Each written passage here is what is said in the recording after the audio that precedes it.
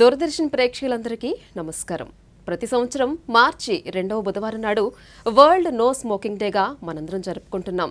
ముఖ్యంగా యువత ఈ స్మోకింగ్ వైపు మొగ్గు చూపుతున్నారు. అది అలవాటు పరంగా కానివ్వండి, లేదంటే సినిమాల ప్రభావం కానివ్వండి, లేదంటే అదొక స్టైల్గా భావించి ముఖ్యంగా ఈ యువత అన్నవారు బానిసలు అవుతున్నారు. వారు ధూమపానం చేయడమే కాకుండా పక్క వారికి కూడా ఈ ధూమపానం వల్ల చాలా హానికరం జరుగుతుంది. మరి ఏ విధమైనటువంటి అవేర్నెస్ కల్పించినా కూడా వారి ధూమపానాన్ని వదిలిపెట్టడం లేదు. మరి ఈ విషయమే చర్చించడానికి ఈరోజు మన స్టూడియోకి విచ్చేశారు డాక్టర్ టీవీఎస్ రమేష్ గారు. నమస్తే. మరి రమేష్ గారితో మాట్లాడదాం. రమేష్ గారు నమస్తే సార్. సార్, ముఖ్యంగా ధూమపానం గురించి మనందరికీ తెలుసు. నో స్మోకింగ్ డే అని కూడా ఒకరోజు మనం ఏర్పాటు చేసుకున్నాం. సరే, ఈ నో స్మోకింగ్ డే అంటే ఏంటి, అసలు ఎప్పటి నుంచి ఇది ఒక ప్రత్యేకమైన రోజుగా ఏర్పాటు చేయడం జరిగిందంటారు? దూరదర్శన్ ప్రేక్షకులకు నమస్కారం.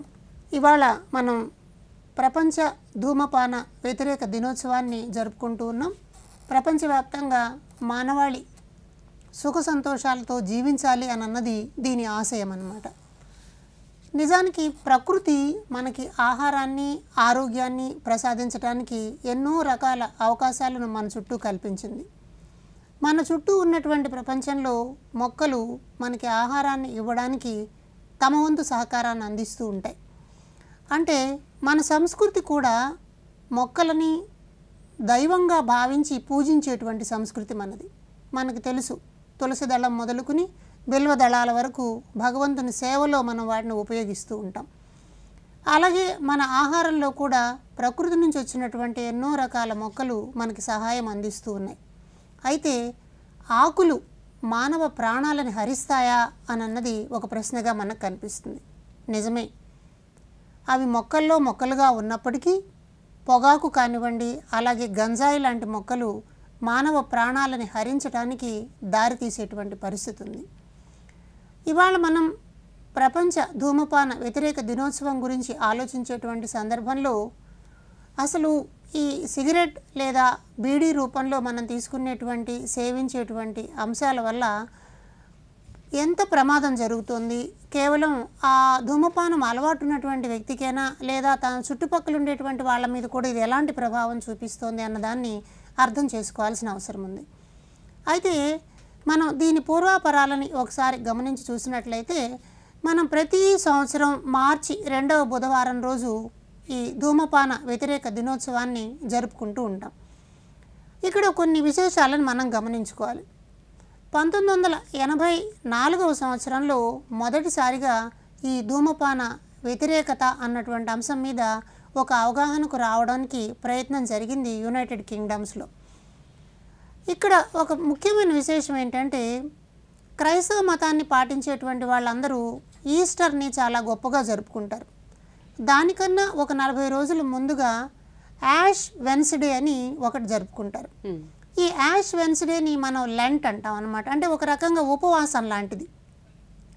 ఈ యాష్ వెన్స్డే దగ్గర నుంచి ఈస్టర్ వరకు ఉన్న ఈ 40 రోజుల కాలం ఒక నియమాలతోటి, నిబద్ధతతోటి కొన్ని రకాలుగా దీక్ష తీసుకుని మనం అక్కడ ఉపవాసం చేసే ప్రయత్నం చేస్తారు భక్తులు. కాబట్టి ఈ అంశాన్ని దృష్టిలో ఉంచుకుని మనకి ఈ అలవాటు వచ్చిందనమాట. అంటే ఆ యాష్ వెన్స్డే సందర్భంలో ప్రజలు ఏం చేస్తున్నారంటే ఏదో ఒక లక్ష్యాన్ని పెట్టుకుంటారనమాట. ఈ లక్ష్యాన్ని పెట్టుకుని దాన్ని సాధించే ప్రయత్నం చేస్తారు. అలా 1984వ సంవత్సరంలో పొగ తాగడం అన్నటువంటి అలవాటును మానుకోవడానికి ఈ 40 రోజుల కాలాన్ని ఒక దీక్షగా పాటించి దానిని అమలు చేసేటువంటి ప్రయత్నం చేశారు. ఈ లెంట్ కాలంలో క్రైస్తవ సోదరులు పాటించినటువంటి ఈ అంశాన్ని ప్రపంచవ్యాప్తంగా మానవాళి సంక్షేమం అందరికీ కూడా ఉపయోగపడాలి అన్నటువంటి కోణంతో ఇక్కడ మనకి ఏం జరిగింది అని అంటే 84వ సంవత్సరంలో నుంచి మనకి ఈ పొగాకు అంటే ధూమపాన వ్యతిరేక దినోత్సవంగా మనం 2వ బుధవారాన్ని మార్చి నెలలో నిర్వహించుకునేటువంటి ప్రయత్నం చేస్తున్నాం. అయితే ఈ సిగరెట్ వినియోగాన్ని, ధూమపాన వినియోగాన్ని మనం గమనించి చూసినప్పుడు ప్రపంచ ఆరోగ్య సంస్థ నివేదికల ప్రకారం చైనా, బ్రెజిల్ ఈ దేశాలు ప్రపంచం మొత్తం మీద సిగరెట్ వినియోగంలో ప్రథమ స్థానంలో ఉన్నట్టు కనిపిస్తున్నాయి. ఆ తర్వాతి స్థానంలో ఇండియా ఉందన్నమాట. ఇవాళ మన దగ్గర ఉన్నటువంటి 148 కోట్ల పైచిలకు జనాభాలో దాదాపు 27 నుంచి 32% మంది యువత ధూమపానానికి బానిసలై కనిపిస్తూ ఉన్నారు. అలాగే మన దేశంలో గమనించి చూసినట్లయితే మిజోరాం రాష్ట్రంలో 62% మంది ధూమపానానికి బానిసలైనటువంటి వైనం మనకు కనిపిస్తుంది. అంటే మొత్తం సమాజాన్ని మనం గమనించి చూసినప్పుడు దేశంలో ఆమూలాగ్రం ఆసేతు హిమాచలం కూడా ఇలాంటి అలవాటు ఒకటి మన మానవాళికి వచ్చినట్టుగా కనిపిస్తుంది. అంటే ప్రపంచం మొత్తం మీద ఉన్నటువంటి అలవాటు భారతదేశం ఎక్సెప్షన్ కాదు అని అన్నది ఇక్కడ మనం గమనించాలి. అయితే మరొక ప్రధానమైన విషయం ఏమిటంటే బెంగాల్, కలకత్తా ఈ పరిసర ప్రాంతాలలో అటు స్త్రీలు పురుషులు ఇద్దరూ కూడా పాన్ లాంటి వాటిని సేవించడంలో, ధూమపానాన్ని సేవించడంలో భాగస్వాములై ఉన్నారు అని మనకి నివేదికలు తెలియజేస్తున్నాయి. నేషనల్ లైబ్రరీ ఆఫ్ మెడిసిన్ అన్నటువంటి వాళ్ళు చేసిన పరిశోధనల ప్రకారం బెంగాల్ పరిసర ప్రాంతాల్లో ఉండేటువంటి మహిళలు ఈ పొగాకు సేవనాన్ని పాన్ రూపంలో అంటే కిళ్ళి రూపంలో తీసుకోవడం అని అన్నది అక్కడ కనిపిస్తుంది. వాళ్ళు ఏమని భావిస్తారంటేట చేస్తున్న పని పట్ల ఏకాగ్రత ఉండడానికి, మానసికంగా అలజడి అలాంటివి ఏమీ లేకుండా స్థిరంగా ఉండడానికి ఈ పాన్ రూపంలో పొగాకుని తీసుకోవడం అని అన్నది బాగా ఉపయోగపడుతుంది అని అక్కడ మహిళలు కూడా భావించడం వల్ల సమాజంలో మహిళలు కూడా ఈ పొగాకు ఉత్పత్తుల పట్ల బానిసలు కావడం అన్నది మనకు కనిపిస్తుంది. అలాగే WHO మరొక మాట ఏం చెప్తోంది అని అంటే అమ్మ, 15 సంవత్సరాలు పైబడినటువంటి పిల్లల్లో ప్రతి సంవత్సరం దాదాపు 1.7 మిలియన్ల మంది పిల్లలు ఈ ధూమపానానికి అలవాటు అవుతూ ఉన్నారు అని చెప్పి చెప్తోంది. కాబట్టి ప్రపంచ జనాభాలో దాదాపు 226 మిలియన్ల మంది ఈ ధూమపానానికి బానిసలై ఉండడం అన్నది మనకు కనిపిస్తోంది. అయితే అసలు పొగాకుని ధూమపానంగా సేవించటం వల్ల ఏమిటి ఇబ్బంది అన్నటువంటి విషయాలను మనం గమనించినప్పుడు మొట్టమొదటిసారిగా 1964 సంవత్సరంలో ఒక యునైటెడ్ స్టేట్స్లో ఒక సర్జన్ డాక్టర్, ఆయన పేరు లూథర్ టెర్రీ అన్నమాట. ఈ లూథర్ టెర్రీ ఏం చేశాడంటే పొగాకు సేవనానికి గుండె జబ్బులకు ఉండేటువంటి సంబంధం ఏదో ఉంది అని చెప్పి ఆయన గుర్తించడం అన్నది జరిగింది. అలాగే 1996 సంవత్సరంలో ఈ పొగాకులో ఉండేటువంటి విష రసాయనం ఒకటి ఉంటుందన్నమాట. దానిని మనం నికోటిన్ అంటారు. ఈ నికోటిన్ అని అన్నది ఒక అడిక్టివ్ డ్రగ్. అంటే దానిని తీసుకోవడం వల్ల దానికి బానిసలాగా మారిపోయేటువంటి స్థితిలోకి మార్చే ప్రమాదకరమైనటువంటి పరిస్థితి నికోటిన్లో ఉంది అని చెప్పి గమనించారు. అయితే మనం మొదట్లో అనుకున్నట్లుగా ప్రకృతి, మన చుట్టూ ఉన్నటువంటి ప్రకృతి మానవాళి ఆరోగ్యం కోసం, మానవాళి సంక్షేమం కోసం ఎన్నో రకాలైనటువంటి మధుర ఫలాలను, ఆహార పదార్థాలను, ఆకులను, పూలను ఇవన్నీ మనకి ప్రసాదిస్తున్నప్పుడు ఇలాంటి పరిస్థితి మొక్కల్లో ఎందుకుంది అని మనం చూస్తే ఇక్కడ మొక్కల్లో ప్రధానంగా ఆల్కలాయిడ్స్, రెజిన్స్, టానిన్స్ అనేటువంటివి కొన్ని రకాల పదార్థాలు కనిపిస్తాయి. ఈ ఆల్కలాయిడ్స్ అనేటువంటి వాటిని సెకండరీ మెటబలైట్స్ అంటారనమాట. అంటే కొన్ని రకాల మొక్కలు ఇలాంటివి మనకు ఉన్నాయి. ఉదాహరణకి కాఫీ అనుకున్నాం అనుకోండి, అందులో కెఫీన్ అనేటువంటి ఒక రసాయనం కనిపిస్తుంది. అలాగే వేపలో నింబిన్ అనేటువంటి ఒక రసాయనం కనిపిస్తుంది. అలాగే పొగాకులో నికోటిన్ అనేది ఒకటి ఉందన్నమాట. అలాగే పెపావర్ సోమ్నిఫెరం అనేటువంటి ఒక మొక్క ఉంది, అందులో నుంచి కూడా మనకి కొన్ని రకాల ఆల్కలాయిడ్స్ వస్తాయి. కాబట్టి ఇలాంటి ఆల్కలాయిడ్స్ మనకి వైద్య రూపంలో వినియోగించుకోవడం వరకు అయితే సమంజసమే, కానీ దానికి బానిసైపోయి దానికి అలవాటు పడిపోవడం వల్ల ఆరోగ్యం దెబ్బతినడం అన్నది మనకి ఇక్కడ కనిపిస్తుంది. అందుకని మొక్కల యొక్క గొప్పదనాన్ని గురించి చెప్తూ దేవులపల్లి కృష్ణశాస్త్రి గారు ఒక మాట అంటారు, చండబానుని కర సహస్రము నుండి అమృతము గ్రహించు శక్తి నీయందే కలదు అని అంటాడు. అంటే సూర్యుడిలో ఉండేటువంటి శక్తిని తీసుకుని ఫోటోసింథసిస్ ద్వారా ఆహారాన్ని తయారు చేసి మానవాళికి అందరికీ ఆహారాన్ని అందించేటువంటి ఓ వృక్షరాజమా, ఇలా మానవాళి యొక్క ఆరోగ్యాన్ని నాశనం చేసేటువంటి మొక్కలు నువ్వెందుకు ఈ ప్రకృతిలో పండిస్తున్నావు అని చెప్పి ఒక మాట అడుగుతాడనమాట. అందుకని మనం ఈ పొగాకు ధూమపానం అన్న దాన్ని నో స్మోకింగ్ డేగా ప్రపంచవ్యాప్తంగా జరుపుకోవాల్సినటువంటి అవసరం ఎందుకు వచ్చింది అని అంటే, ధూమపానం ప్రారంభంలో ఒక చిన్న కార్యక్రమంగా అయినా కూడా అది అలవాటు చేసుకుని అది ఒక అలవాటుగా మారిపోయి దాని కబంధహస్తాల్లోకి మనిషి వెళ్ళిపోయి తమ ప్రాణాలను పోగొట్టుకునేటువంటి ఒక విపత్కర పరిస్థితి అక్కడ ఏర్పడుతుంది. కాబట్టి దీని నుంచి ప్రజలందరికీ అవగాహన కలిగించి దాని నుంచి దూరం చేయాలన్నటువంటి ఒక పవిత్ర ఉద్దేశంతో ఒక మతపరమైనటువంటి ప్రాతిపదికలో ప్రారంభమైన యాష్ వెన్స్డే అని అన్నది ఇవాళ ప్రపంచ ధూమపాన వ్యతిరేక దినోత్సవంగా ప్రపంచమంతా నిర్వహించేటువంటి ప్రయత్నం చేస్తున్నారన్నమాట. రమేష్ గారు అయితే చెప్పండి, ఇప్పుడు మనకి సిగరెట్ పెట్టు మీద కనిపిస్తుంది స్మోకింగ్ ఈజ్ ఇంజ్యూరియస్ టు హెల్త్ అని. అలాగే సినిమాలో కూడా ఒక డైలాగ్ గుర్తొస్తుంది, దీన్ని కాలిస్తే పోతావు అని. ఆ డైలాగ్స్ కూడా మనకి వస్తుంది. ఏ విధంగా అవేర్నెస్ ఇచ్చినా కూడా ఈ స్మోకింగ్ అన్నది బానిస అవుతానే ఉన్నారు. అయితే ఈ ధూమపానం అసలు మానవ సరళిలో ఎలా అలవాటైంది సార్? అయితే ఈ చారిత్రక నేపథ్యం గురించి మీరేం చెప్తారు సార్? ఇది ఒక మంచి ప్రశ్నమ్మా. మనకి కూడా కన్యాశుల్కం నాటకంలో గిరీశం పాత్ర ఒక మాట అంటుందన్నమాట, పొగ తాగని వాడు దున్నపోతై పుట్టున్నంట. అంటే ధూమపానం అన్నది ఒక స్టేటస్ సింబల్గా మనం భావిస్తాం. మన దగ్గర హవానా సిగార్ అని ఒకటి ఉందన్నమాట. ఈ హవానా సిగార్ అనేది ఒక స్టేటస్ సింబల్గా సినిమాలలో కూడా మనం చూస్తూ ఉన్నాం. క్యారెక్టరు హీరో కానీ ఎవరైనా అలా సిగరెట్ తాగితే అతనికి ఒక క్రెడిబిలిటీ ఉన్నట్టుగా, ఒక గుర్తింపు ఉన్నట్టుగా కనిపిస్తుంది. అలాగే మనం ఇది ఒక స్టేటస్గా కూడా చూస్తున్నాం. డన్ హిల్ అనేటువంటిది, ఇన్సిగ్నియా అనేటువంటి సిగరెట్ రకాలు చాలా కాస్ట్లీ సిగరెట్స్గా కూడా పేరు పొందున్నాయన్నమాట. అంటే ఇవన్నీ ఏం చేస్తున్నాయి అని అంటే మనం సిగరెట్ తాగడాన్ని ప్రోత్సహించేటువంటి వైపుకు వెళ్ళేటువంటి క్రమాన్ని మనం చూస్తే అసలు ఏమిటి ఈ పొగాకు ఎక్కడి నుంచి పుట్టిందన్న పూర్వాపరాలను కూడా తెలుసుకోవడం చాలా అవసరం.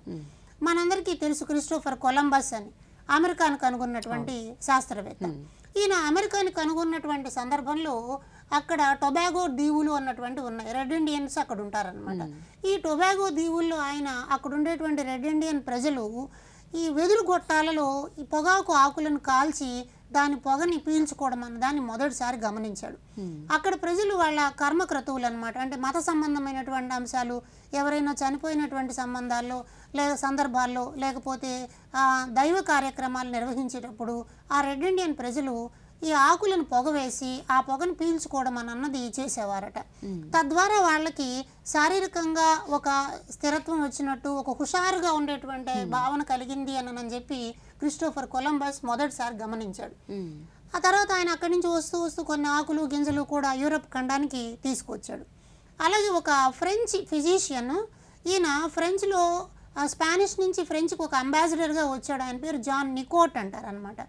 1560వ సంవత్సరంలో ఈ పోర్చుగల్లోను, మెక్సికోలోను, ఫ్రెంచ్లోను పనిచేసినటువంటి ఈ జాన్ నికోట్ అక్కడ ఉండేటువంటి ప్రదేశాల్లో ఈ పొగాకు మొక్కలు ఉండడాన్ని గమనించాడు. వాటిని ప్రజలు ఇలా పీల్చుకోవడాన్ని చూశారనమాట. అందుకని ఈయన పేరు మీద పొగాకుకి ఒక శాస్త్రీయ నామం పెట్టారనమాట. దాని పేరు నికోటియానా టొబాకమ్ అంటారు. అంటే ఈ జాన్ నికోట్ పేరు మీద ఆ మొక్కకు ఆ పేరు వచ్చిందనమాట.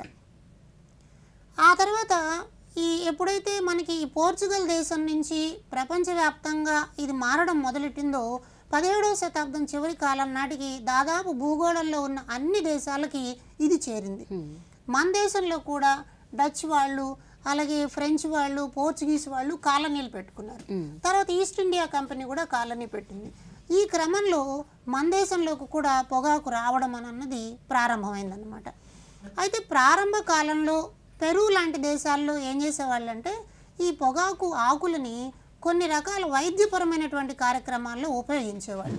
అంటే డిప్రెషన్లో ఉన్నటువంటి వాళ్ళు పొగ పీల్చుకుంటే ఆరోగ్యంగా ఉంటారని, అలాగే దంతాలు నొప్పులు ఉండేటువంటి వాళ్ళు ఈ పొగాకు పుల్లతో నవలడం, ఆకుల రసాన్ని వల్ల ఆ దంతాల నొప్పులు పోతాయని, అలాగే నోటి దుర్వాసన లేకుండా ఉండడం కోసం, కొన్ని రకాల జీర్ణకోశ సంబంధమైనటువంటి వ్యాధులు ఇలాంటి వాళ్ళని తగ్గించుకోవడం కోసం, అలాగే మరొక ప్రయత్నం ఏంటంటే ఏవైనా కీటకాలు, ఈగలు, దోమలు లేకపోతే కందిరీగలు ఇలాంటివి కుట్టినప్పుడు ఆకు రసాన్ని మందుగా వాడుకునేవాళ్ళు అనమాట. ఇలా మనకి ప్రారంభ కాలంలో అది కేవలం ఒక వైద్యపరమైనటువంటి అంశంగానే ఉంది. అయితే ఆ తర్వాత కాలంలో ఇది ఇండోనేషియాకి ఇలా వచ్చినప్పుడు ఇండోనేషియాలో ప్రజలు ఈ పొగాకు ఆకుని ఎండబెట్టి దాంట్లో లవంగాలను కలిపి నవలడం అన్నది ఒక కల్చర్గా పెట్టుకున్నారనమాట. ఆ తర్వాత పెరు దేశంలో మొదటిసారి దీన్ని పంటగా పండించడం కూడా మొదలైంది. అయితే ఇక్కడ మనం గమనించి చూసినట్లయితే ఇందాక అనుకున్నట్టు మనం స్టేటస్ సింబల్ అని దీన్ని అంటున్నాం. భారతదేశంలోకి వచ్చిన తర్వాత ఉత్తర భారతదేశంలో పొగాకు నమిలేటువంటిది లేదా ధూమపానంలాగా దాన్ని సేవించడం అన్నది ఎక్కువగా మనకు కనిపిస్తుంది. ఇందాక మనం బంగ్లాదేశ్లో ఉండేటువంటి పరిస్థితి గురించి మాట్లాడుకున్నాం. అలాగే ఆంధ్రప్రదేశ్లో కూడా మీరు గమనిస్తే శ్రీకాకుళం ప్రాంతంలో అడ్డచుట్ట అంటారనమాట. అంటే పొగ వచ్చేటువంటి భాగాన్ని లోపల వైపుకు పెట్టుకుంటారు, నోట్లోకి పెట్టుకుని ఆ పొగని పీలుస్తారు. అది ఇంకా చాలా ప్రమాదకరమైనటువంటిది. ఈ అడ్డచుట్ట అలవాటు అటు పురుషులతో పాటు మహిళలకు కూడా శ్రీకాకుళం ప్రాంతంలో ఉండడాన్ని మనం గమనించవచ్చు. అయితే అసలు ఈ అలవాటు ఎందుకు వస్తుంది అని మనం చూసినప్పుడు ఇది ఇందాక అనుకున్నట్టు ఒక సామాజిక గౌరవం అన్నమాట, ఒక స్టేటస్ సింబల్గా మనం భావిస్తాం. తమాషా ఏంటంటే స్నేహితులందరూ కలిసి ఆ పొగాకు లేదా సిగరెట్ తాగడాన్ని అతి పవిత్రమైన కార్యంలాగా స్నేహితులకు నేర్పే ప్రయత్నం చేస్తారు. మనకి సంస్కృతంలో ఒక శ్లోకం కనిపిస్తుంది, ఏకం స్వాదు నభుంజీత నైకహ సుప్తేష జాగ్రయాత్ అంటారు. అంటే రుచికరమైనటువంటి వస్తువుని ఒక్కడే తినకూడదు, పక్కవానికి పెట్టి తినాలి అని చెప్పి అంటారు. ఈ నియమాన్ని అన్ని సందర్భాల్లో పాటిస్తారో లేదో కానీ పొగాకు సిగరెట్ బీడీ తాగేటువంటి అలవాటు ఉండేవాళ్ళు మాత్రం తప్పనిసరిగా స్నేహితులకి దాన్ని అలవాటు చేసే ప్రయత్నం చేస్తారు. అలాగే మన దేశంలో ఈ పరిణామ క్రమాన్ని చూసినప్పుడు టర్కీ వాళ్ళు అంటే తురుష్కుల దండయాత్రలు చేసినప్పుడు మన దేశంలోకి హుక్కా అనేది కూడా ప్రవేశించింది. మీరు మొఘలాయి చక్రవర్తుల కాలాన్ని చూసినట్లయితే పైప్తో పొగ పీల్చేటువంటి ఒక ఆపరేటస్ మనకు కనిపిస్తుంది. ఏ రూపంలో ఉన్నప్పటికీ కూడా ఈ ధూమపానము అని అన్నది ప్రమాదకరము, ఆరోగ్యానికి హానికరము అని చెప్పి మనం గుర్తించాల్సిన అవసరం ఉందన్నమాట. సరే, అయితే ఈ ధూమపానం అన్నది మంచి కోసం వాడిన దగ్గర నుంచి అదొక వ్యసనంగా మారిపోయింది అని మీరు చెప్తున్నారు. అయితే సరే, ఈ ధూమపానం గురించి ఎంత అవేర్నెస్ ఇచ్చినా కూడా అది ఆరోగ్యానికి హానికరం అని కూడా దాన్ని వాడుతూనే ఉన్నారు. అయితే అసలు ఈ ధూమపానం ఎన్ని రకాలుగా ఉంటుందంటారు? సరే, దీనికి ఎందుకు బానిసలు అవుతారు? ముఖ్యంగా యువతపై ఎటువంటి ప్రభావం ఉంటుందంటున్నారు? ఓకే, ధూమపానం గురించి మనం ఆలోచించే సందర్భంలో ఇదంతా కూడా పొగాకు చుట్టూరా తిరుగుతూ ఉంటుందన్నమాట. అంటే పొగాకుని వివిధ రకాలైనటువంటి దశల్లోకి మార్చి దాన్ని మనం వినియోగించే ప్రయత్నం చేస్తాం. అంటే అది బీడీ రూపంలో ఉండవచ్చు, లేకపోతే చుట్ట రూపంలో కానీ, లేకపోతే సిగరెట్ రూపంలో కానీ ఉండడం కామన్గా కనిపించేవి. అవే కాకుండా ఇది రూపం మార్చుకుని జర్దా అని, పాన్ అని, కిళ్ళి అని, అలాగే ఖైని అని, గుట్కా, ఇలా రకరకాల రూపాల్లో మనకు కనిపిస్తుంది. సీషా అనేటువంటిది కూడా దీని యొక్క ఒక రకమైన రూపం అన్నమాట. అంటే ఈ రకరకాల రూపాల్లో మన వాళ్ళు దీన్ని ఉపయోగించడం అన్నది అలవాటు చేసుకున్నారు. అంటే రకరకాల సామాజిక పరిస్థితులు. WHO ఒక నివేదికలో ఏం చెప్తుంది అని అంటే దిగువ ఆదాయ వర్గాలు, మధ్య ఆదాయ వర్గాల్లో ఉండేటువంటి ప్రజలు ఈ పొగాకు వ్యసనానికి ఎక్కువగా గురవుతున్నారు అని చెప్తుంది. అయితే రెండవ కోణాన్ని మనం చూసినప్పుడు పబ్ కల్చర్ ఇవాళ వచ్చిన తర్వాత ఉన్నత వర్గాల్లో ఉండేటువంటి వాళ్ళు కూడా పొగాకు ధూమపానానికి వ్యసనానికి గురి కావడం అన్న దాన్ని మనం చూస్తున్నాం. కాబట్టి రకరకాలు, అది కిళ్ళి రూపంలో ఉన్నా, లేకపోతే గుట్కా రూపంలో ఉన్నా, పాన్ రూపంలో ఉన్నా, ఏ రూపంలో ఉన్నా కూడా అది ఆరోగ్యానికి హాని కలిగించడం అన్నది మనం గమనించుకోవాలి. అయితే ఇక్కడ రెండు రకాల లింకులు మన వాళ్ళు చెప్తున్నారు. ఒక మాట ఏమంటారంటే స్మోకర్స్ డ్రింకర్స్ స్మోక్ అంటారు. ఎవరైతే పొగ తాగుతారో వాళ్ళకి తాగుడు వ్యసనం కూడా వస్తుంది. అంటే ఇవి రెండు జంట, బీపీ వచ్చిన వాళ్ళకి షుగర్ వస్తుంది అన్నట్టుగా ఇవి రెండు కూడా జంటగా ఉంటాయి. పొగ తాగే అలవాటు ఉన్నటువంటి వాళ్ళు మందు తాగడానికి కూడా అలవాటు చేసుకుంటారు. అందువల్ల ఆరోగ్యం మీద చాలా పెద్ద ప్రమాదం జరగడానికి అవకాశం ఉంది. అయితే ఇక్కడ మనం గమనించి చూసినట్టయితే ఈ ధూమపానం అని అన్నది 3 ప్రధానమైనటువంటి విభాగాలుగా మనం విభజించుకొని అర్థం చేసుకోవాలి అంటారు ప్రపంచ ఆరోగ్య సంస్థ వాళ్ళు.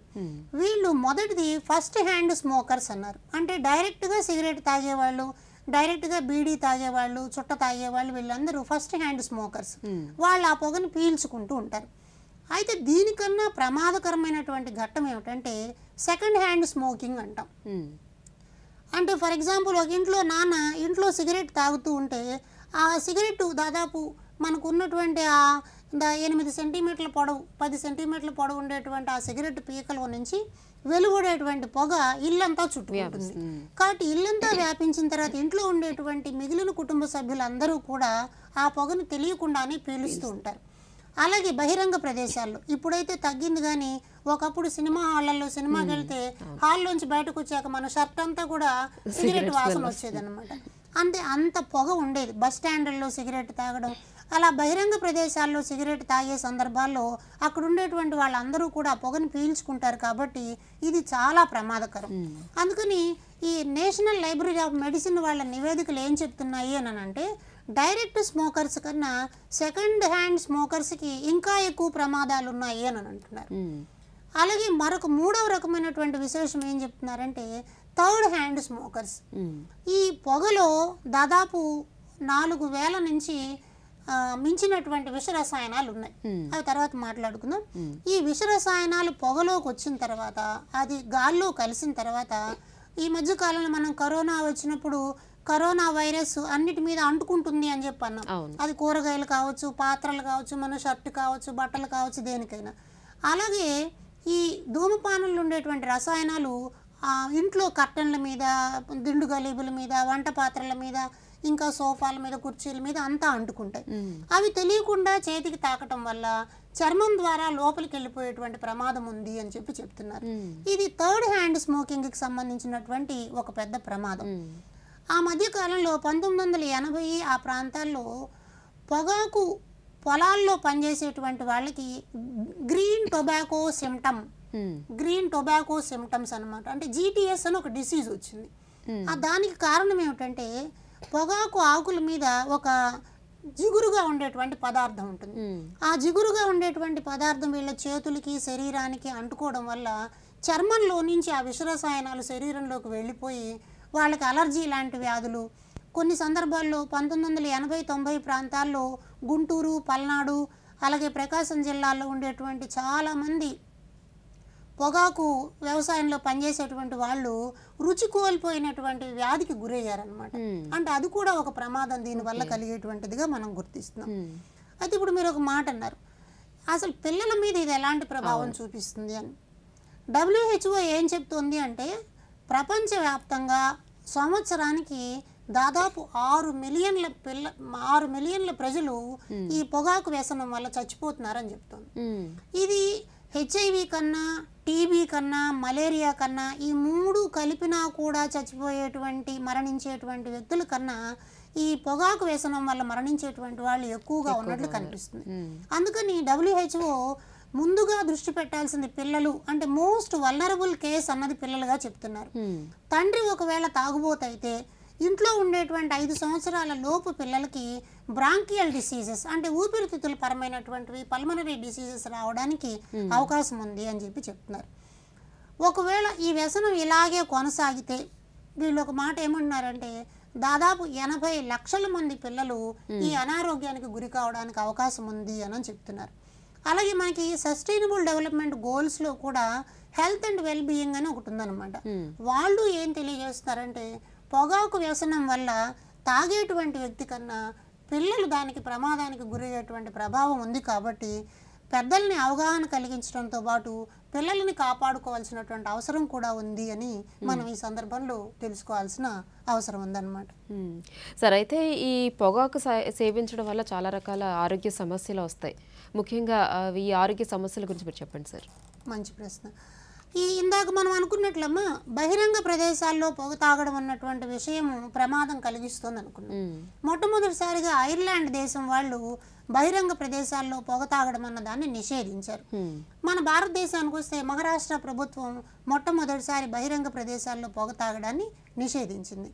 అయితే ఈ వ్యక్తిగతంగా సిగరెట్ తాగడం వల్ల ఏమేమి ప్రమాదాలు ఉంటాయి అని మనం చూసినప్పుడు ఈ పొగాకులో ఉండేటువంటి విష రసాయనాలు నికోటిన్ అనేది, నైట్రోసోమోనాస్ అని రకరకాల కార్సినోజన్స్ ఇందులో ఉన్నాయన్నమాట. ఈ కార్సినోజన్స్ అంటే విష పదార్థాలు. ఇవి చాలా ఎక్కువగా ఇక్కడ మనకు కనిపిస్తాయి. ప్రధానంగా మనం గమనించినట్లయితే నికోటిన్తో పాటు కార్బన్ మోనాక్సైడు, టార్ అనేటువంటివి ఇక్కడ మనం గమనించుకోవాలి. అలాగే పొలోనియం 210 అని ఒక ఆల్ఫా ఎమిటింగ్ న్యూక్లియోటైడ్స్ కూడా దీనిలోంచి రిలీజ్ అవుతాయి.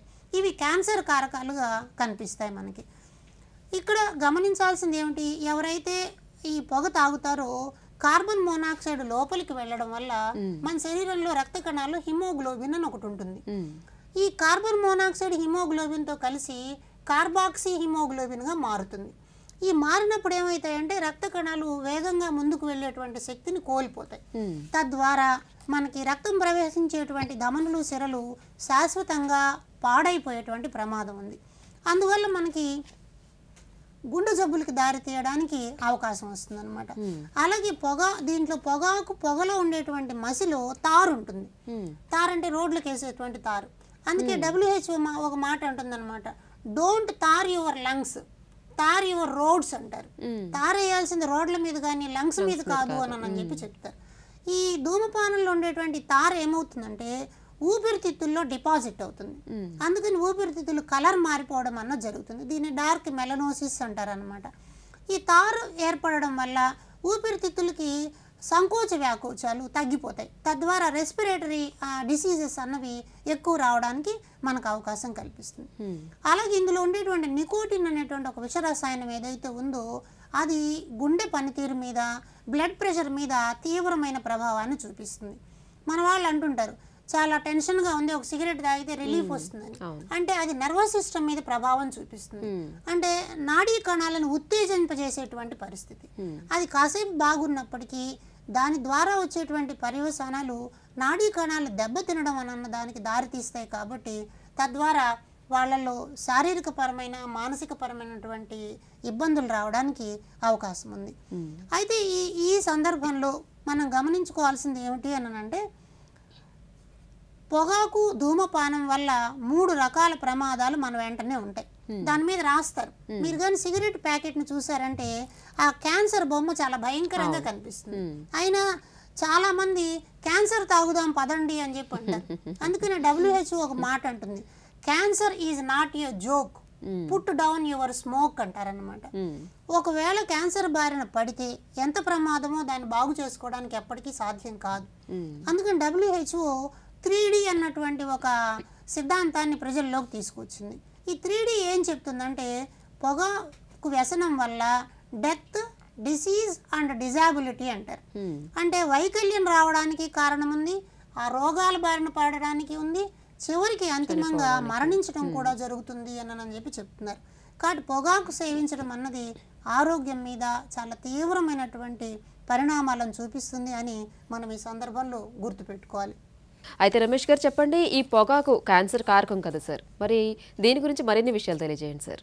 ఓకే అమ్మా, మనం ధూమపాన వ్యతిరేక దినోత్సవం గురించి మాట్లాడుకునేటువంటి సందర్భంలో ఈ 2024వ సంవత్సరానికి WHO వాళ్ళు ఒక థీమ్ని మనకి ఇచ్చారనమాట. అదేమిటి అంటే protecting children from tobacco industry interference అన్నారు. అంటే పిల్లల్ని కాపాడుకోవడం, పొగాకు నుండి పిల్లల్ని కాపాడుకోవడం అన్నది ఈసారి ప్రధానమైనటువంటి ఇతివృత్తం అన్నమాట. అయితే ఈ సందర్భంలో ఇందాక మనం అనుకున్నట్లు ప్రత్యక్షంగా పొగ తీసుకునేటువంటి వాళ్ళకి, పరోక్షంగా పొగ బారిన పడేటువంటి వాళ్ళ ఇద్దరిని కూడా కాపాడుకోవాల్సినటువంటి అవసరం ఉంది. కాబట్టి క్యాన్సర్ అన్నది ఈ సందర్భంలో మనం చాలా సీరియస్గా ఆలోచించాల్సినటువంటి అవసరం అన్నమాట. ఆలూరి బైరాగి అని ఒక గొప్ప రచయిత, ఆయన ఒక మాట అంటాడనమాట, భయంకరమైనటువంటి చావుని చిత్రంగా కట్టిన పొట్లం సిగరెట్ అంటాడు. అంటే ఆ చావుని కొని తెచ్చుకోవడానికి మనం ఈ పని చేస్తాం. అలాగే బెర్నార్డ్ అనేటువంటి ఒక వ్యాపారవేత్త ఒక మాట అంటాడు, ఏదైనా కన్జ్యూమింగ్ ప్రోడక్ట్ అంటే ఒక వినియోగదారుడు కొనేటువంటి వస్తువు వినియోగదారుడికి ఉపయోగపడాలి. కొనుక్కోవడం వల్ల మరణాన్ని చేకూర్చేటువంటి వస్తువుగా ఈ సిగరెట్ ఉంది అంటాడు అనమాట. మరణాన్ని కొనుక్కున్నట్టు అవుతుంది మనం. అందుకని ఇక్కడ మనం గమనించాల్సినది ఏమిటి అంటే క్యాన్సర్ బారిన పడేటువంటి సందర్భంలో దీన్ని మనం అర్థం చేసుకోవాలి. నేను సిగరెట్ ఒకటే తాగుతాననే వాళ్ళు ఒకళ్ళు ఉంటారు. అది 1 సారైనా 5 సార్లైనా 6 సార్లైనా చైన్ స్మోకర్స్ అయినా దాని యొక్క విష ప్రభావం చాలా పెద్ద ఎత్తున మనకు ఉంటుంది. అలాగే సిగరెట్ కాకుండా వేరు వేరు రూపాలు ఇందాక మనం మాట్లాడుకున్నాం, ఖైనీ అని, పాన్ మసాలా అని, గుట్కా అని, ఇలాంటివన్నీ. వీటి వల్ల కూడా మనకి ప్రమాదాలు వస్తాయి. ఇక్కడ మనం గమనించాల్సిన అంశం ఏమిటి అంటే ప్రపంచం మొత్తం మీద పొగాకు వినియోగంలో చైనా, బ్రెజిల్ మొదటి స్థానంలో ఉన్నాయని అనుకున్నప్పటికీ క్యాన్సర్కి సంబంధించి నోటి క్యాన్సర్, ఓరల్ క్యాన్సర్ అంటాం అనమాట. ఈ ఓరల్ క్యాన్సర్ రాజధానిగా భారతదేశం నిలబడింది. అంటే ఎక్కువ మంది నోటి క్యాన్సర్ వ్యాధిగ్రస్తులు భారతదేశంలో ఉన్నారు. దీనికి కారణం ఏమిటి అంటే మనం పొగాకుని నవిలేటువంటి దానిగా కూడా ఉపయోగిస్తున్నాం. మీరు గమనిస్తే పాతకాలంలో మన వాళ్ళు పొగాకుని పొడిలాగా చేసుకుని ముక్కుతో పీల్చుకునేవాళ్ళు అనమాట. దాన్ని నస్యం అంటారు. ఇలా పీల్చుకోవడం కూడా వ్యాధులకి కారణమవుతుంది. నవలడం అన్నది ఇంకా ప్రమాదకరం. మన వాళ్ళు తాంబూలం వేసుకునేటప్పుడు కొంతమంది తమలపాకులతో పాటు పొగాకును కూడా పెట్టుకుని దాన్ని నవ్వులుతారు. అందువల్ల కూడా నోటి క్యాన్సర్ రావడానికి అవకాశం ఉంది. ఈ పొగాకుతో పాటు తాంబూలంలో సున్నాన్ని కూడా కలిపి పెట్టుకోవడం వల్ల పొగాకులో ఉండేటువంటి కార్సినోజన్స్ ఏవైతే ఉన్నాయో అవి తేలికగా బుగ్గ కణాలలోంచి రక్తంలో కలిసిపోయేటువంటి ప్రమాదం ఉంది. ఇది తెలియకపోవడం వల్ల మన వాళ్ళు పల్లెల్లో కానీ చాలామంది తాంబూలంలో సున్నం పెట్టుకుని తినడం అన్నది మనం చూస్తున్నాం. అలాగే పాన్లు, కిళ్ళీలు, గుట్కాలు, ఖైనీలు ఇలాంటివన్నీ బ్యాన్ చేశారని చెప్పి చెప్తారు. ఈ బ్యాన్ చేసినప్పటికీ కూడా చాలామంది వాటిని ఏదో ఒక రకంగా వినియోగించడం అనేది ఒక పెద్ద మార్కెట్ రూపంలో మనకు కనిపిస్తుంది. అయితే ఇక్కడ మనం గమనిస్తే ఇందాక తార్ అనేటువంటి దాని గురించి మాట్లాడుకున్నప్పుడు దాంట్లో నైట్రోసోమైన్ అనేటువంటి ఒక పదార్థం ఉంటుందని, ఇది క్యాన్సర్ కారకం అని మనం అనుకున్నాం. ఇదేం చేస్తుంది అంటే నవలడం వల్ల కేవలం నోరొక్కటే కాకుండా అది ధూమపానం వల్ల రెస్పిరేటరీ ట్రాక్, నాసల్ క్యావిటీస్లోను, పెదవులు, అలాగే pancreas, liver, kidney, urinary bladder, cervix, bone మ్యారోలో కూడా ఇది క్యాన్సర్ కలిగించడానికి అవకాశం ఉందన్నమాట. అలాగే పల్మనరీ క్యాన్సర్ రావడానికి కూడా అవకాశం ఉంది. ఇలా ఇన్ని రకాలైనటువంటి క్యాన్సర్లని మనకి కారకంగా ఈ ధూమపానం కనిపిస్తుంది అనమాట. అందుకని మన వాళ్ళు ఏమంటారంటే ఇలాంటి పొగని తీసుకోవడం, పీల్చడం వల్ల క్రానిక్ అబ్స్ట్రక్టివ్ పల్మనరీ డిసీజెస్ అనేవి వస్తున్నాయని చెప్పి చెప్తారు. అంటే ఊపిరితిత్తుల పరమైనటువంటివి శ్వాసకోశ వ్యాధులుగా మనకి చాలా కనిపిస్తాయి. వాళ్ళు ఊపిరి తీసుకోవడంలో చాలా ఇబ్బంది పడతారు. లంగ్స్ ఏమైపోతాయంటే లంగ్స్కి ఒక మాట చెప్తారమ్మా ఈ వ్యాధులు వచ్చే సందర్భాల్లో, స్మోకర్స్ మెలనోసిస్ అని ఒక ఊపిరితిత్తులకు ఒక జబ్బు వస్తుంది. ఈ స్మోకర్స్ మెలనోసిస్లో ఏమవుతుందంటే నల్లగా ఉండేటువంటి మెలనిన్ ఊపిరితిత్తుల మీద డిపాజిట్ అయిపోయి వాటి యాక్చువల్ కలర్ మారిపోయి అవి కాంట్రాస్ట్ అవ్వడము, ఎక్స్పాండ్ అవ్వడానికి కావాల్సినటువంటి ఆ సెన్సిటివిటీ నశించిపోతుంది.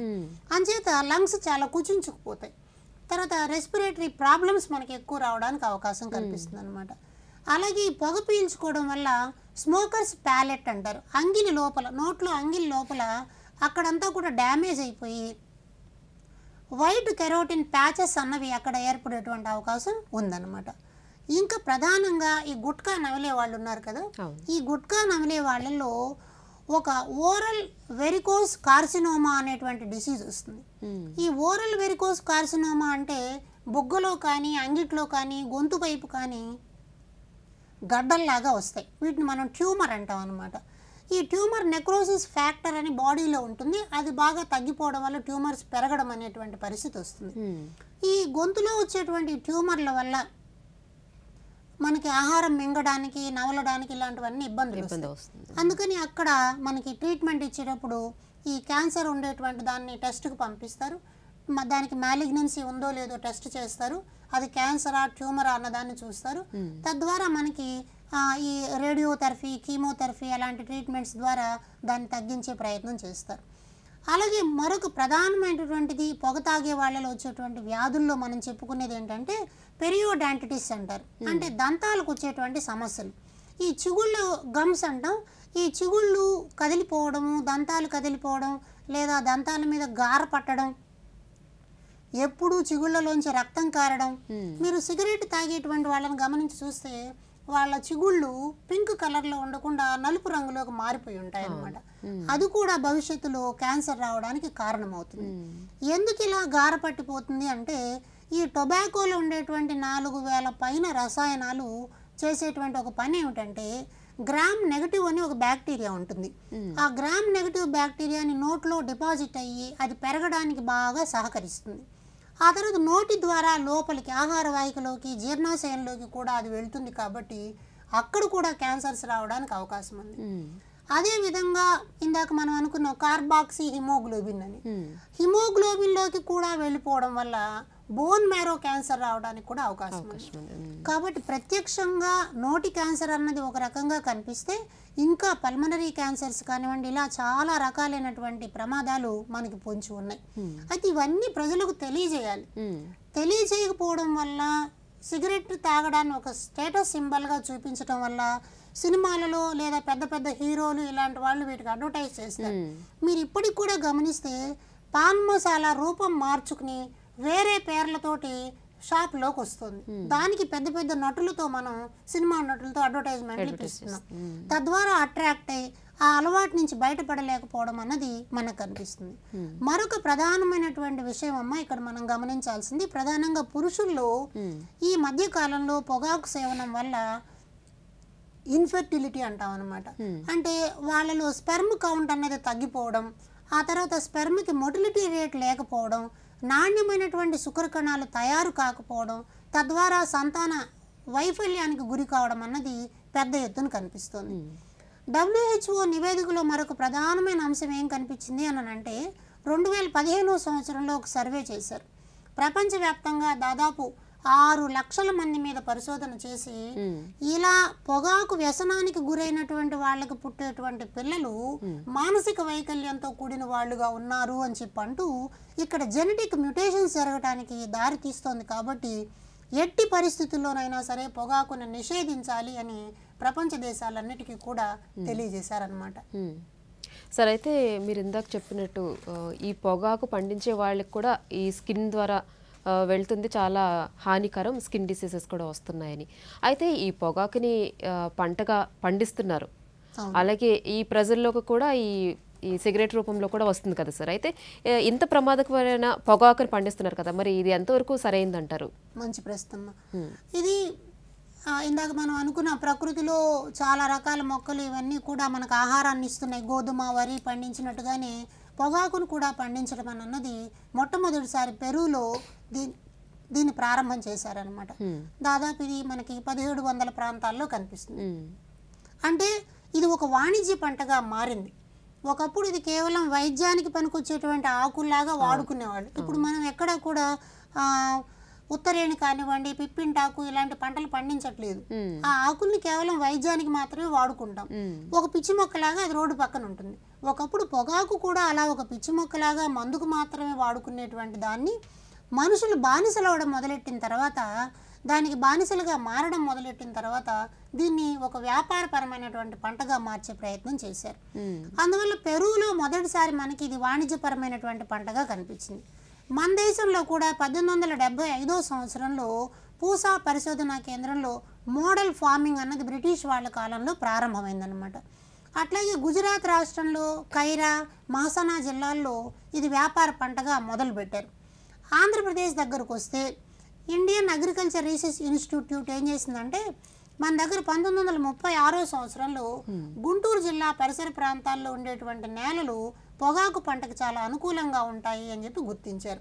ఇక్కడ ఉండేటువంటి నల్లరేగడి నేలలు పొగాకు పండడానికి చాలా బాగా పనికొస్తాయి కాబట్టి రాజమండ్రిలో ఒక పొగాకు పరిశోధన కేంద్రాన్ని ఏర్పాటు చేశారు.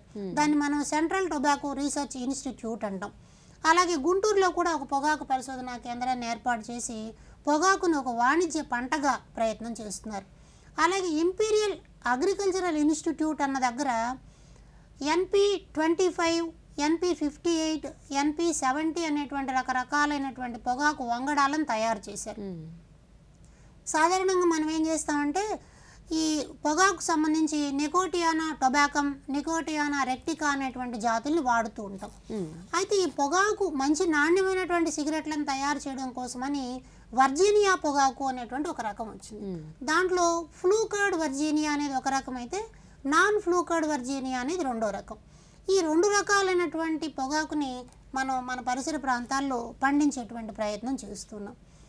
ఈ పొగాకు సొలనేసి కుటుంబానికి చెందినటువంటి ఒక మొక్క అన్నమాట.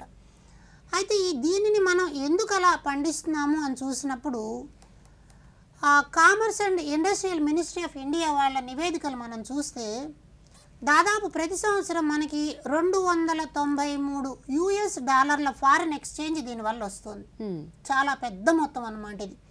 అలాగే సెంట్రల్ ఎక్సైజ్ ట్యాక్స్ రూపంలో $1,778 మిలియన్ పన్నులు మనకి వసూలవుతున్నాయి.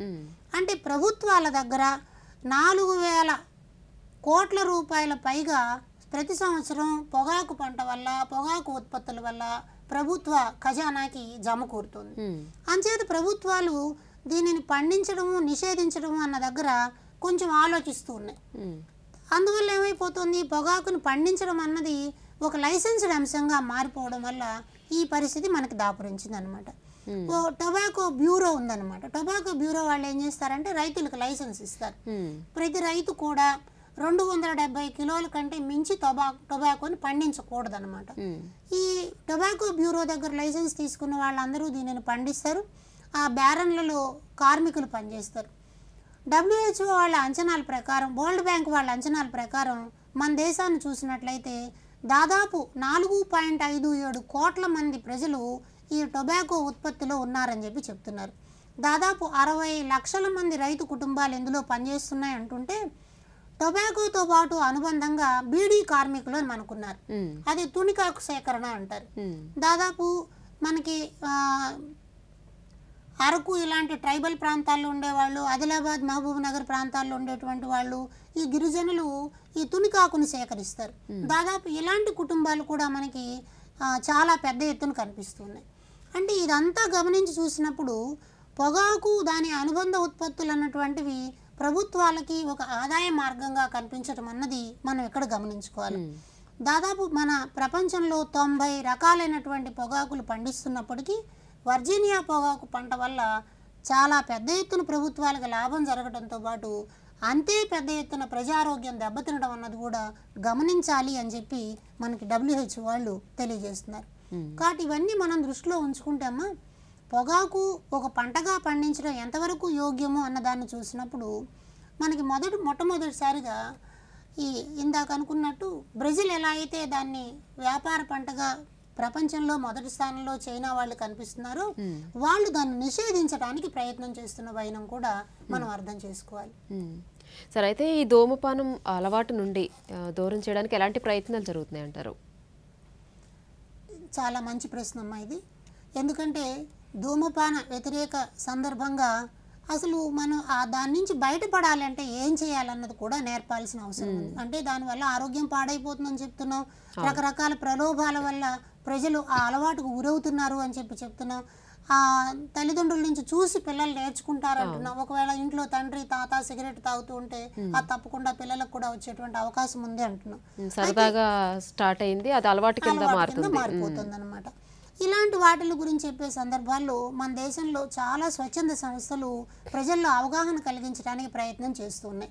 హృదయ షాన్ అనేటువంటి ఒక సంస్థ దేశవ్యాప్తంగా చాలా కార్యక్రమాలు నిర్వహించి ప్రధానంగా యువతలో ఈ అలవాటు నుంచి బయటకు తీసుకురావడానికి ప్రయత్నం చేస్తున్నారు.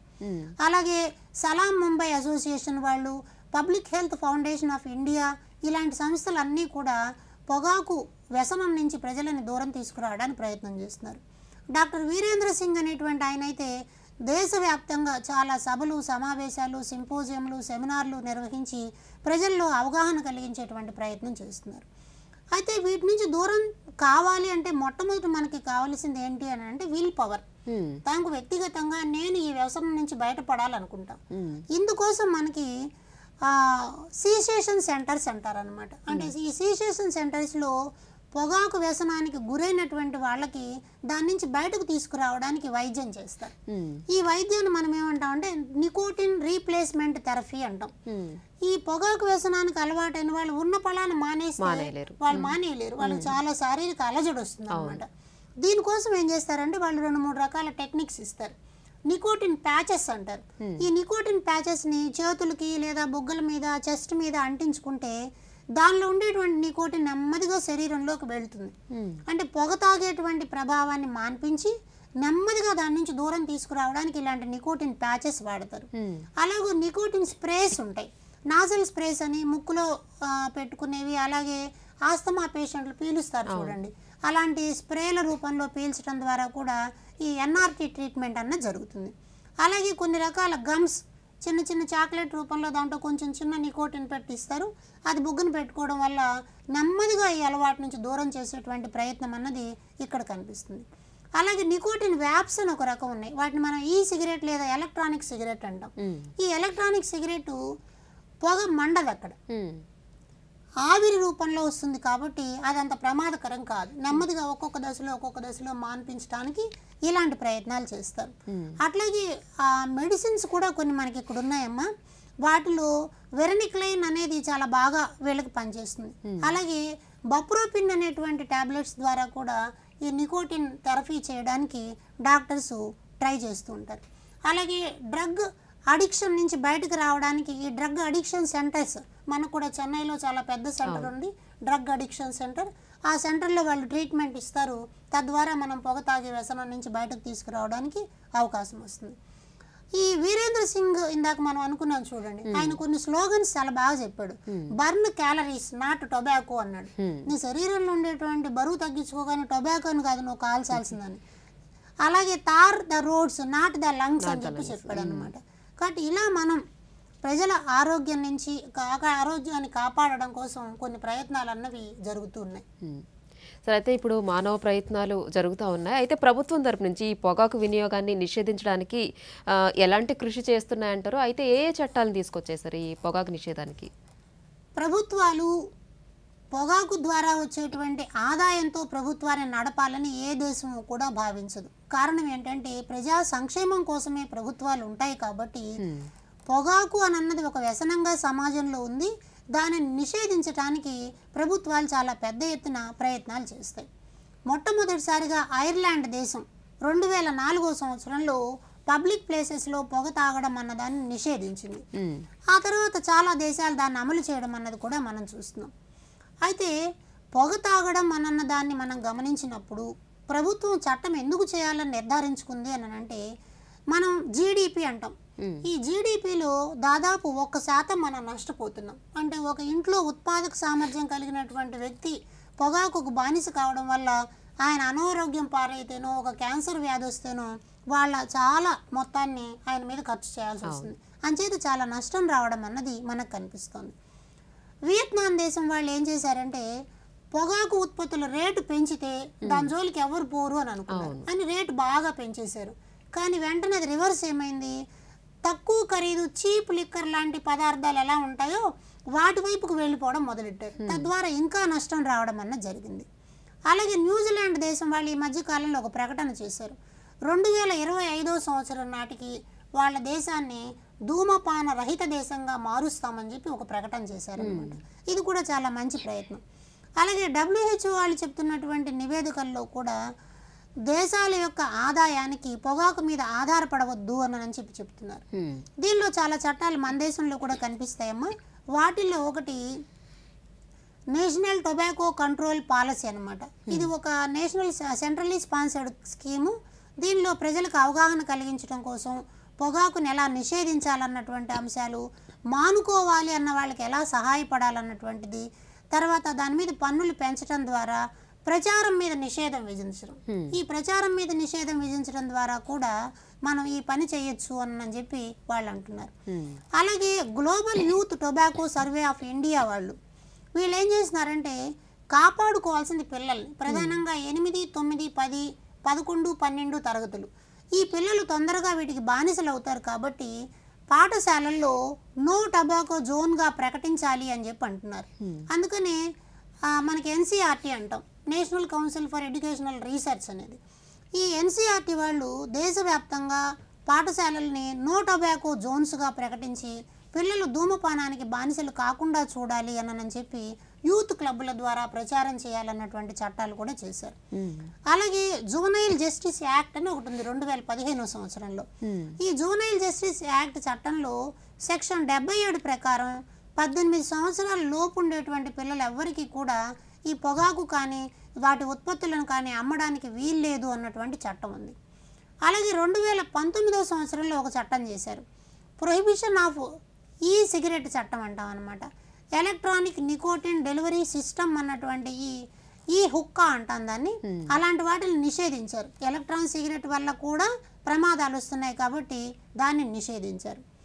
అలాగే విద్యా సంస్థలకి 100 గజాల దూరంలో ఎక్కడా కూడా ఇలాంటి పొగాకు అమ్మేటువంటి, ధూమపానాన్ని అమ్మేటువంటి కేంద్రాలు ఉండకూడదు అని చెప్పారు. అలాగే మరొకటి 2003 సంవత్సరంలో చేసిన చట్టం, ఇది చాలా ముఖ్యమైనదమ్మా, cigarette and other tobacco product చట్టం అంటాం అనమాట. దీన్ని కోట్పా చట్టం అని కూడా పిలుస్తారు. వీళ్ళు ఏం చేస్తున్నారంటే 3 ప్రధానమైనటువంటి అంశాల ద్వారా ఈ చట్టాన్ని అమలు చేస్తున్నారు. ఒకటి, పొగాకు యొక్క ఉత్పత్తులను తగ్గించటం. రెండవది, వినియోగాన్ని తగ్గించటం. తర్వాత 18 సంవత్సరాల పిల్లలకి దీన్ని అందకుండా చేయడం. ఆ తర్వాత ఉత్పత్తి వినియోగం వీటి సరఫరాలో కూడా జాగ్రత్తలు తీసుకుని ఎక్కడ దొంగ రవాణా జరగకుండా లేకపోతే దిగుమతి చేసుకోకుండా కూడా ఈ నియంత్రణ చట్టాలు మనకి cigarette and other tobacco product చట్టం కింద కనిపిస్తాయి. వీటన్నిటితో పాటు మరొక ప్రమాదకరమైనటువంటి సందర్భం ఏమిటంటే ఆహార పదార్థాలలో పొగాకు ఉత్పత్తులను కలపడం. ఈ మధ్య కాలంలో food security and safety act అని ఒకటి రావడానికి కారణం ఏమిటంటే 2006లో ఈ చట్టం వచ్చింది. మన దేశంలో ఐస్ క్రీములు, ఈ ఐస్ క్రీములను పరిశీలించాక ఐస్ క్రీముల్లో పొగాకులో ఉండేటువంటి విష రసాయనాలు ఉండడం అన్నది మన వాళ్ళు గమనించారు. అట్లాగే టూత్ పేస్ట్, ఈ మధ్య టీవీలో ఒక యాడ్ వస్తుంది, మీరు చూసుంటారు, మీ టూత్ పేస్ట్లో ఉప్పు ఉందా అని అడుగుతారు. అదేవిధంగా ఈ మధ్య కాలంలో కొన్ని రకాల టూత్ పేస్ట్లు పొగాకు ఉత్పత్తులను దాంట్లో కలిపి దంత సంరక్షణ కోసం ఆ టూత్ పేస్టులు తయారు చేసి అమ్మడం అన్నది కనిపిస్తుంది. కాబట్టి ఇలాంటి వాటిలో, అలాగే టీ పొడిలో కూడా పొగాకును కలిపి అమ్ముతున్నారు. కాబట్టి ఇలాంటి ఉత్పత్తులని ఈ ఫుడ్ సేఫ్టీ అండ్ సెక్యూరిటీ చట్టం పరిశీలించి వాటిని టెస్ట్ చేసి ఆ ఉత్పత్తులను నిషేధించడం అన్న జరిగిందనమాట. కాబట్టి ఇలా మన దగ్గర చాలా రకాలైనటువంటి చట్టాలు రావడంతో పాటు ఒక ప్రధానమైనటువంటి అంశంగా మరొక ప్రయత్నం ఏం చేస్తున్నారంటే, ఎవరైతే పొగాకు వ్యసనానికి గురి కావడం వల్ల బాధితులయ్యారో వాళ్లతో ప్రచారం చేయించడం అన్నది మొదలెట్టారు. మీరు సినిమాల్లో చూసుంటారు, ముఖేష్ అని ఒక యాడ్ వస్తుంది, నా పేరు ముఖేష్ అని వస్తుంది అనమాట. ఇది బొంబాయిలో ఉండేటువంటి టాటా మెమోరియల్ హాస్పిటల్లో దాదాపు ఒక 9 సంవత్సరాల క్రితం ముఖేష్ అన్నటువంటి ఒక 25 ఏళ్ల వ్యక్తి 1 సంవత్సరం పాటు ఆయన పాన్ నవలడం వల్ల అతనికి ఇందాక మనం అన్నాం ఓరల్ వెరికోజల్ కార్సినోమా అని అన్నాం. ఈ ఓరల్ వెరికోజల్ కార్సినోమా అని నోట్లో గడ్డ లాంటిది వచ్చింది, తద్వారా అది క్యాన్సర్గా మారిపోయి ఆ అబ్బాయి చనిపోయాడు. అలాంటి వ్యక్తితో మనం యాడ్ ఇప్పించాం. అందుకని సినిమా హాళ్లలో అక్కడంతా కూడా నా పేరు ముఖేష్ అని చెప్పి ఒక యాడ్ రావడానికి మీరు అందరూ గమనించి ఉంటారు. కాబట్టి ఇలా కూడా ప్రచారం చేస్తూ అవగాహన కలిగించేటువంటి ప్రయత్నాలు ప్రభుత్వాలు చేస్తున్నాయి. చట్టాలు చాలా ఉన్నాయి, చట్టాలను అమలు చేయడానికి యంత్రాంగం ఉంది. అయితే వీటితో పాటు కావలసింది ఏమిటి అని అంటే, ఆ వ్యక్తిలో తనకై తాను నేను ఈ దురలవాటి నుంచి బయటపడాలన్నటువంటి ఒక భావన కలిగించడం అవసరం. అయితే దీనికి ఆయన మారటం మారకపోవడం తర్వాత సంగతి, కానీ కొత్త తరాన్ని బానిసలు కాకుండా చేసుకుని కాపాడుకోవడం మన ధర్మం. కాబట్టి ప్రధానంగా పాఠశాలలు ఈ విషయం మీద దృష్టి పెట్టి బానిసలు కావడానికి అనుకూలమైనటువంటి వయసుగా మనం 13-14 ఏళ్ళని చెప్తాం. కాబట్టి 8వ తరగతి నుంచి 12వ తరగతి వరకు ఉండేటువంటి పిల్లలకి దీని మీద పూర్తి స్థాయి అవగాహన కలిగించి దీని ద్వారా వచ్చేటువంటి క్యాన్సర్ వంటి మహమ్మారుల గురించి తెలిపితే ఆ పిల్లలు భవిష్యత్తులో దీని బారిన పడకుండా ఉంటారు.